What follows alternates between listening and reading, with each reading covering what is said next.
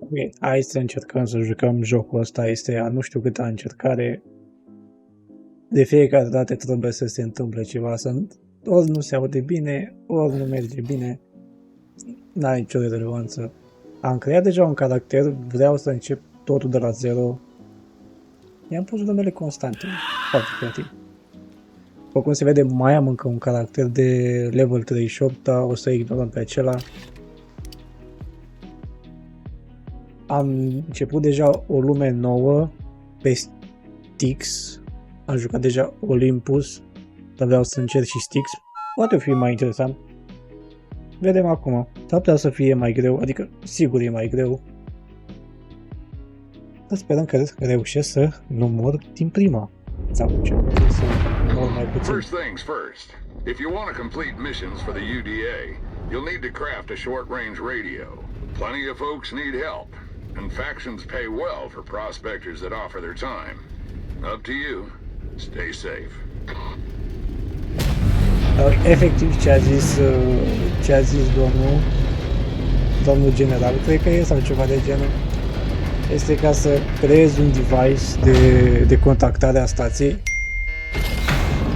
Cine nu știe exact despre ce e jocul, noi acum suntem în spațiu, pe o altă planetă și suntem, cred, n-am citit toată povestea, dar cred că suntem trimiși de niște oameni destul de importanți în recunoaștere pe planeta asta sau ceva de genul, pentru că e nevoie să creezi un dispozitiv prin care trebuie să comunic cu ei și nu sunt foarte,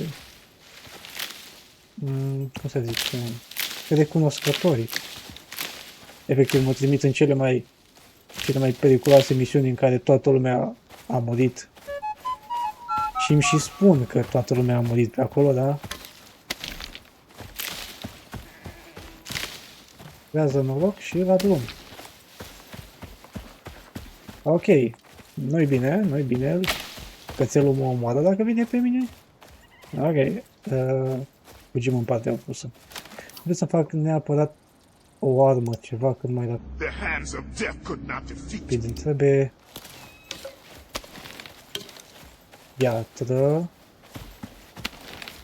Oxigen, cine nu știe, pe planeta asta nu e oxigenul respirabil și avem nevoie să creăm oxigen din pietrele ăștia. Da. Am făcut un târnăcop rapid, doar că nu o să ajute prea mult, mai ales cu animalele. O să dea foarte puțin damage, trebuie cât mai rapid să fac level ca să pun pe suliță sau ceva de genul. Și nu mă duc în direcția bună pentru că este un cal acolo care 100% o să mă omoare. Dar are și copil. Are un căluț. Sunt înconjurat. Trebuie neapărat să scap de aici și să mă duc la o apă, pentru că am nevoie de mâncare, oxigen și apă, altfel nu fac nimica. Să fac rapid și un topor. Da, un topor. Încerc să mă mișc cât mai repede înainte să apară un plădător și calul de turcoale pe acolo.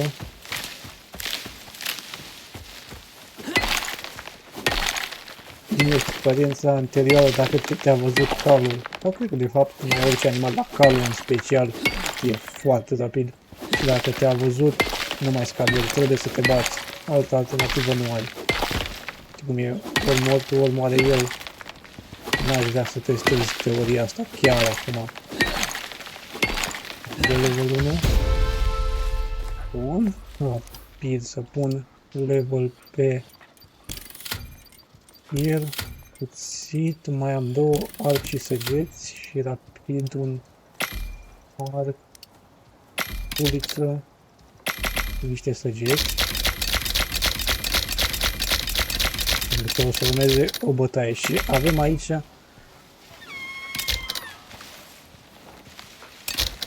Și am creat acum... Bun.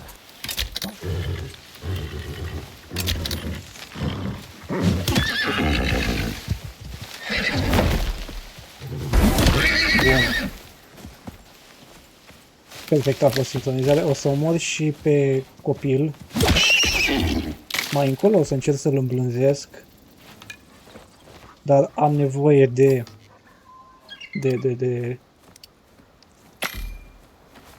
un pat și un loc unde pot să pun mâncare, altfel e inutil și n-am niciuna, nici alta. Așa că acum doar îl ținea lângă mine și murea. O să folosesc cuțitul pentru a face... Nu.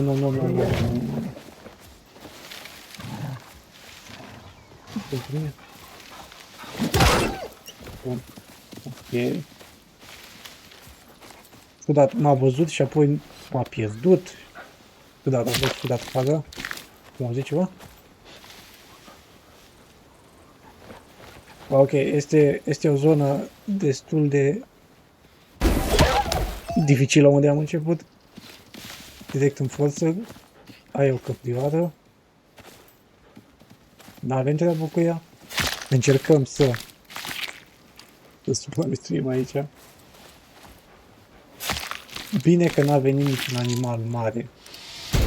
Ok, am făcut și level. Ok, încă un lup. De obicei unde sunt...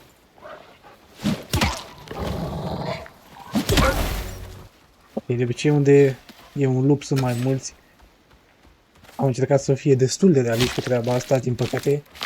Și merg în haită toți. Ok, Komodo asta... Dar n-am mai văzut până acum. O să-l omor dintr-o lovitură? Oh shit, not good. Atacă? Cred că mă atacă. Da.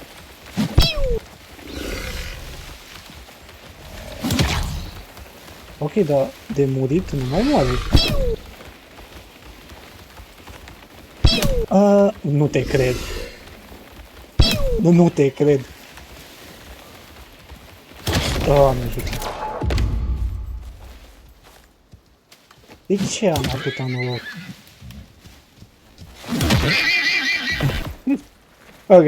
Ok, aia a fost interesant, parcă mai era un Komodo, alt Komodo pe acolo. Superb. Nu.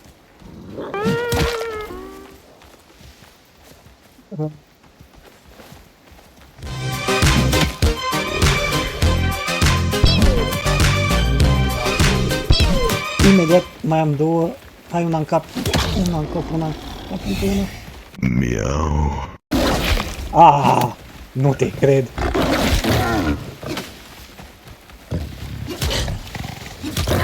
Mori. Uite, o să mor eu. Mor și tu. Și tu șopurlă.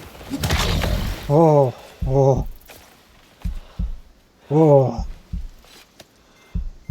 Hai de mine.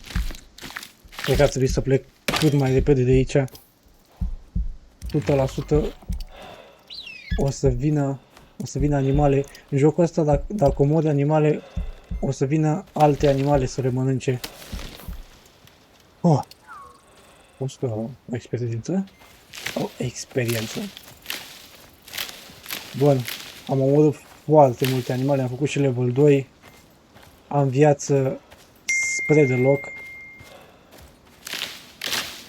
Am un status ciudat. Ce e statusul ăla?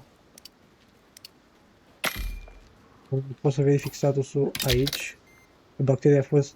am luat bacterie de la mâncare, că am mâncat mâncare crudă. Nu te cred, alt lup. A venit la mâncare.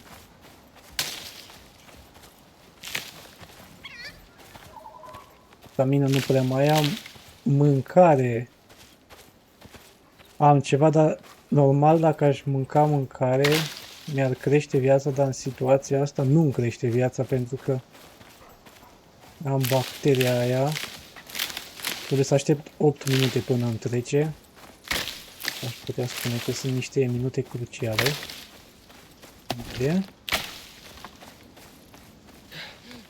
E rapid. Trebuie neapărat să mă duc la o zonă cu apă, undeva pe aici, prin zona aia.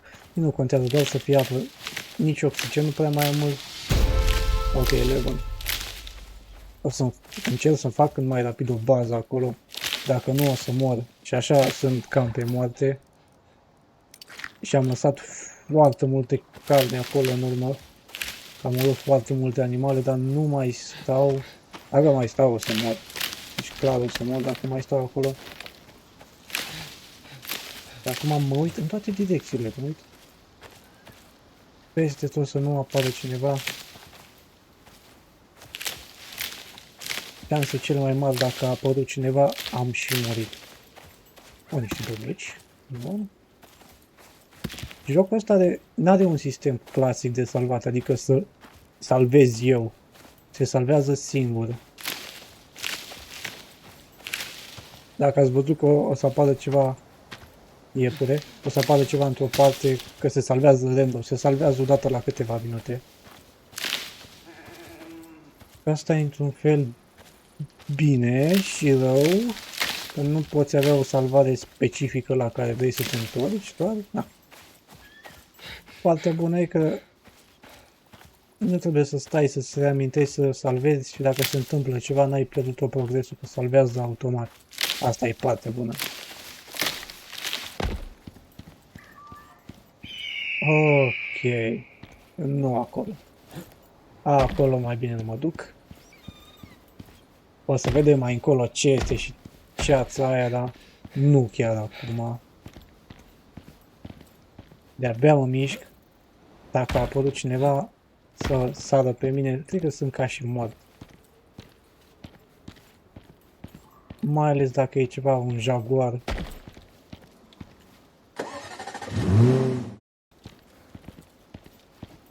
Clar de un jaguar nu pot scăpa. Trebuie să caut pe undeva să cobor, dacă pic de undeva de la înălțimea asta. Să încerc. Hai că încerc. O să mor, deci 100% dacă pic cumva mai nașpa o să mor. E riscant, da? Mai consum niște oxide pentru oxigen. Îmi crește foarte puțin, dar dacă le consum așa... Ok, am intrat în mapă. Foarte bine, așa vreau să fac. Bun, mi-am luat și damage. Pe unde să cobor?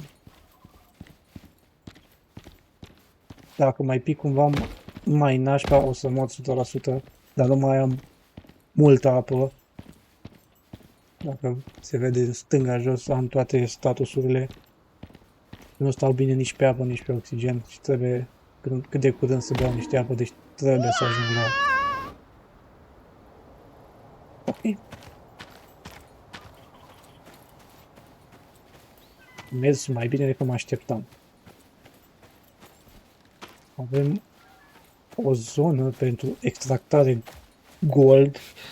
Mai încolo o să putem să facem și treaba asta. La Tier 4 putem să facem extractoare. Efectiv niște mașinării care sapă.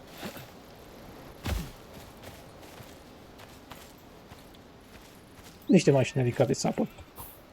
Dar ei primesc resurse.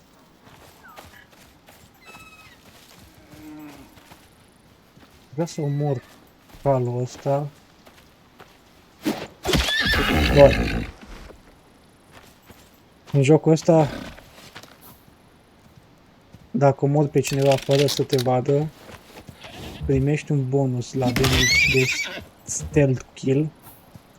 În cazul ăsta nu m-a văzut deloc și a fost bonusul 2,5, adică ori 2,5 e destul de mult. Se simte chiar, e semnificativ. O să mă și pe copil. Pentru level. Pare rău. Bun, și am făcut level 3. Am făcut level 3 chiar rapid. E aia. Cred că e cerb. Sper că e cerb. Bun. Am ajuns la apă. Beau niște apă, o să iau, cred că, o bacterie din apa asta. Asta e ultima problemă, acum am băut niște apă să mă mor. Trebuie și niște oxigen neapărat, că nu mai am oxigen. Ui, ce mari sunt păsările. Ok, cred că ar trebui să mă apuc să fac o bază, e ceasul 12:42, o să mă apuc de făcut o bază.